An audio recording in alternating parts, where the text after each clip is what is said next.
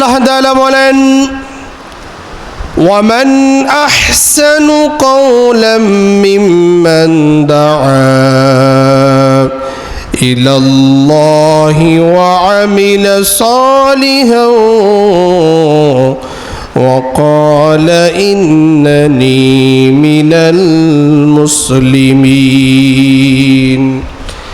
আল্লাহ তাআলা বলেন, ومن أحسن قولا ممن دعا إلى الله, তার কথার চাইতে কার কথা উত্তম হতে পারে যে ব্যক্তি মানুষকে আমি আল্লাহর দিকে আহ্বান করে। জোরে জোরে কোন সুবহানাল্লাহ।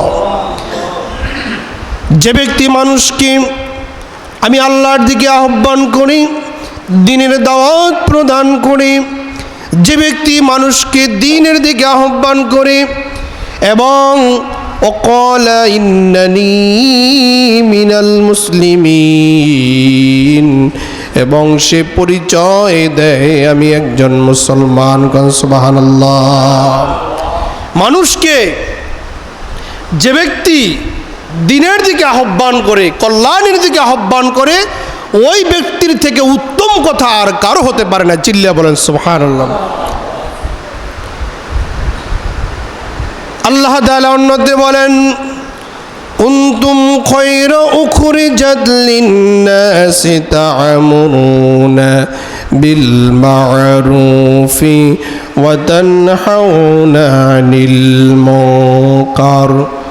তোমাদের মধ্যে এমন একটা কওমকে আমি আল্লাহ তাআলা বের করব, এমন একটা গোত্রকে আমি আল্লাহ তাআলা বের করব, যেই গোত্রের অন্য কোনো উদ্দেশ্য থাকবে না। তাদের উদ্দেশ্য থাকবে তারা সৎ পথের আদেশ করবে এবং অন্যায় থেকে মানুষদেরকে বাধা দিবে। সুবহানাল্লাহ। যে তা'মুরুনা বিল মারুফ ওয়া তানহাউনা আনিল মুনকার, যারা মানুষকে সৎ কাজের কথা উপদেশ দিবে এবং অন্যায় কাজের দিকে তারা বাধা প্রদান করবে। জোরে কোন সুবহানাল্লাহ। এই কাজ নবী আলা কাজ, এই কাজ হলো আল্লাহর পক্ষ থেকে দেওয়া কাজ। এই কাজ যারা করবে, যদি আপনি করতে পারেন এই কাজ, তাহলে এই দুনিয়ার মধ্যে আপনার মর্যাদা এবং সম্মান আল্লাহর নিকট অনেক বেশি থাকবে। সুবহানাল্লাহ। দেখেন না, নবীদেরকে আল্লাহ পাক যে দায়িত্ব দিলেন, এই দায়িত্ব পালন করতে গিয়ে নবী রাসূলগণ অনেক জুলুম নির্যাতনের শিকার হয়েছে। যতদিন পর্যন্ত তারা আল্লাহর দ্বীনের দাওয়াত দেন নাই, এক আল্লাহর দাওয়াত দেন নাই, ততদিন পর্যন্ত সমাজের মধ্যে তারা ছিলেন সবথেকে আকর্ষণীয় লোক, সবথেকে শ্রেষ্ঠ লোক। কিন্তু যখনই তারা দ্বীনের দাওয়াত দিলেন, এক আল্লাহর দাওয়াত দিলেন, যখনই তারা আল্লাহর দিকে আহ্বান করলেন, প্রত্যেক নবী রাসূলদেরকে যুগে যুগে জুলুম করা হয়েছে, নির্যাতন করা হয়েছে, নিপীড়ন করা হয়েছে এবং কি দেশ থেকেও তাদেরকে বের করে দেওয়া হয়েছিল। প্রত্যেক নবীকে হিজরত করতে হয়েছে। আমাদের নবী বিশ্বনবী সাল্লাল্লাহু আলাইহি ওয়াসাল্লাম, তাকে নিজের কওমের লোকেরাই, মানে নিজের বংশের লোকেরাই তাকে এলাকা থেকে বের করে দেওয়ার জন্য ষড়যন্ত্র করেছে। এবং কি একটা সময় মদিনায় তাকে মক্কা ছেড়ে হিজরত করা লাগছে। সুবহানাল্লাহ বলবেন না? বলেন, নবী যে মক্কা ছেড়ে মদিনায় হিজরত করছেন, নবী কি চুরি করেছিলেন, ডাকাতি করেছিলেন? নাউযুবিল্লাহি মিন যালিক। এই ধরনের কোনো অপরাধ আমাদের নবী করেননি। তার অপরাধ ছিল, তিনি তৎকালীন সময়ে মানুষেরা বিভিন্ন দেব দেবীর পূজা করত, এক আল্লাহকে বাদ দিয়ে তারা বিভিন্ন ভাবে শিরক বেদাতের মধ্যে লিপ্ত ছিল। কিন্তু আমাদের নবী বললেন যে এক আল্লাহর দিকে ফিরে আসতে হবে। আল্লাহ এক, আল্লাহ লা শারীক, তার সাথে কোনো শরীক নাই। তো নবীকে তারা প্রথম বুঝাইছে, শুধু বুঝান পর্যন্ত নয়, নবীকে তারা প্রস্তাব দিচ্ছে যে তোমার ধর্মটা 6 মাস আর আমাদের ধর্মটা 6 মাস, আসো মিলেমিশে চলি। তুমি 6 মাস আমাদের দেবদেবীর পূজা করবে, আবার আমরাও 6 মাস তোমার এক আল্লাহর পূজা ইবাদত করব। রাসূল করিম সাল্লাল্লাহু আলাইহি ওয়াসাল্লাম বললেন, না, লাকুম দীনুকুম ওলিয়া দিন, তোমাদের ধর্ম তোমাদের জন্য, আমি এক আল্লাহর ইবাদত করি, এই আমার ধর্ম আমার জন্য। সুবহানাল্লাহ বলেন। আল্লাহর নবীকে কাফেররা প্রস্তাব দিল, মুহাম্মদ তুমি কি চাও? তুমি যদি মক্কার নেতা হতে চাও তোমাকে নেতা বানায় দিব, তুমি যদি সুন্দরী মেয়ে বিয়ে করতে চাও তার ব্যবস্থাও করে দিব, তুমি যদি মক্কার সব থেকে ধনী হতে চাও তোমাকে ধনী বানায় দিব, এরপরেও এক আল্লাহর দাওয়াত থেকে বিরত থাকো। তিনটা প্রস্তাব দিলেন। বলেন কয়টা? এক নম্বর প্রস্তাব দিলে যে তুমি যদি নেতা হইতে চাও এই মক্কার মধ্যে সব থেকে বড় নেতা তোমারে বানায় দিব। তৎকালীন বড় নেতা ছিল আবু সুফিয়ান, আবু জেহেল অথবা সায়েবা মুগিরা, এরা ছিল বড় নেতা। তখন তারা মিললে প্রস্তাব দিল যে মুহাম্মদ তুমি যদি নেতা হইতে চাও তোমাকে আমরা আমাদের থেকে বড় নেতা বানায় দিব। রাসূল বললেন, না, আমি নেতা হইতে চাই না। বললো, তাহলে কি চাও? তুমি যদি চাও এই মক্কার মধ্যে সব থেকে সুন্দরী মেয়ে বিয়ে করবে তার ব্যবস্থা আমরা করে দিব। রাসূল বললেন, না, এটাও আমি চাই না। তিন নম্বর প্রস্তাব দিল, তাহলে তুমি কি ধনী হতে চাও? আমরা মক্কার মধ্যে সব থেকে বেশি ধনী তোমাকে বানিয়ে দিব। রাসূল বললেন, চাচা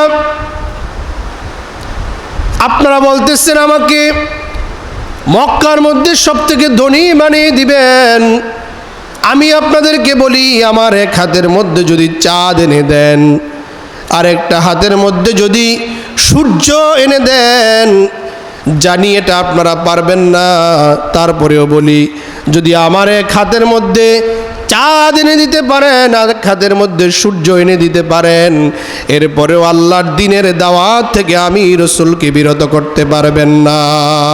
সুবহান। প্রস্তাব পেয়েছেন।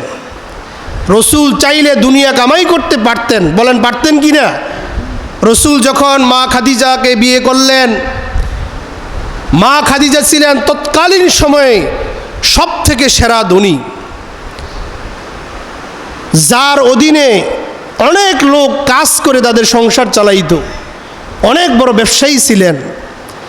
আল্লাহর নবী মা খাদিজাকে যখন বিয়ে করলেন, মা খাদিজা বললেন, স্বামী আমার, আপনি তো আমার স্বামী, আমার যত ধন সম্পদ আছে আমি খাদিজা আমার সকল ধন সম্পদের মালিক আপনাকে বানিয়ে দিলাম। সুবহানাল্লাহ। রাসূল এখন আর গরিব না, সকল সম্পদ পাওয়ার পরে আল্লাহ রাসূল এগুলা আল্লাহর রাস্তায় এবার দান করা শুরু করে দিলেন। সুবহানাল্লাহ কইবেন না?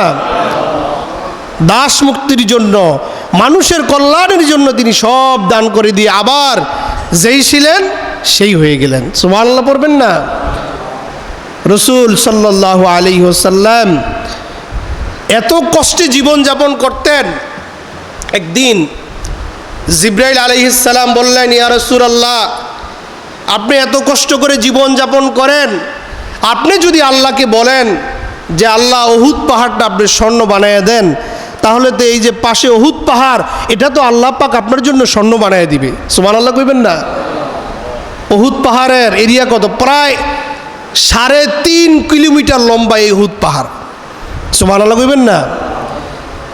জিবরাইল বললেন, ইয়া রাসূলুল্লাহ আপনি যদি আল্লাহকে বলেন আল্লাহ পাক উহুদ পাহাড়টা স্বর্ণ বানিয়ে দাও, আল্লাহ রব্বুল আলামিন তো মুহূর্তের মধ্যে স্বর্ণ বানিয়ে দিবে। কোন সুবহানাল্লাহ।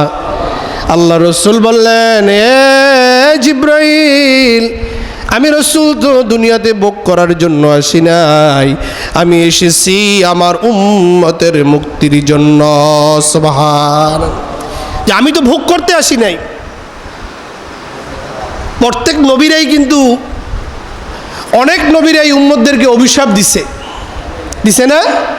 অনেক নবীরা দিছে, কিন্তু আমাদের নবী কখনোই আমাদেরকে অভিশাপ দেয় নাই। সুবহানাল্লাহ পড়বেন না? আমাদের নবী যখন তায়েফে গেলেন দিনের দাওয়াত দেওয়ার জন্য, সব থেকে বেশি আল্লাহ রাসূল মার খেয়েছেন তায়েফের জমিনে। তায়েফের জমিনে আল্লাহর নবীকে একবার নয়, দুইবার নয়, 3 বার পাথর মেরে শরীর থেকে রক্ত ঝরায়া 3 বার আল্লাহ রসুলকে অজ্ঞান করে বেহুশ বানাইয়া দিছে। কয়বার? 3 বার। শরীর থেকে রক্ত বে বে বে বে পড়তে পড়তে রসুলের পবিত্র শরীরের সাথে পায়ের সাথে জুতা রক্তে আটকে গিয়েছিল।